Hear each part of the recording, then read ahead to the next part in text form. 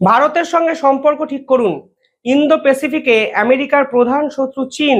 যদি চীনের বিপক্ষে লড়তে হয় তাহলে অবিলম্বে ভারতের সঙ্গে সম্পর্ক ঠিক করুন এবং ইন্দো প্যাসিফিকে যতগুলো সামিট হবে সবকটাকে অ্যাটেন্ড করুন। কার্যত কড়া ভাষায় ইউএস ল মেকাররা এবার ডোনাল্ড ট্রাম্পকে একটি চিঠি দিল। তারা পরিষ্কার বলেছে ইন্দো প্যাসিফিকে যে আপকামিং তিনটে সামিট হবে, দ্য ইস্ট এশিয়া সামিট যা মালয়েশিয়ায় হবে, the Asia Pacific economic cooperation যা সাউথ কোরিয়াতে হবে, এবং দ্য কোয়াড যেটি ভারতে হবে, সেটিকে অ্যাটেন্ড করতে হবে ডোনাল্ড ট্রাম্পকে। ইউএস ল মেকারদের মধ্যে শুধু যে ডোনাল্ড ট্রাম্পের বিরোধী দলের সদস্যরা থাকে তা কিন্তু নয়।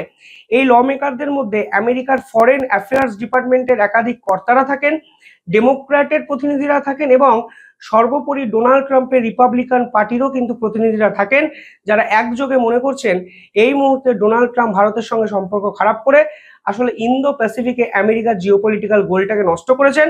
তার জন্য অবিলম্বে ডোনাল্ড ট্রাম্পের ইন্দো প্যাসিফিক এই পার্টিকুলার রিজিয়নে সফর করা উচিত, ভারতের সঙ্গে বৈঠক করা উচিত এবং চায়নার ডমিনেন্সকে শেষ করার জন্য একটা স্টেবিলিটি অন্তত এই অঞ্চলে আনা উচিত।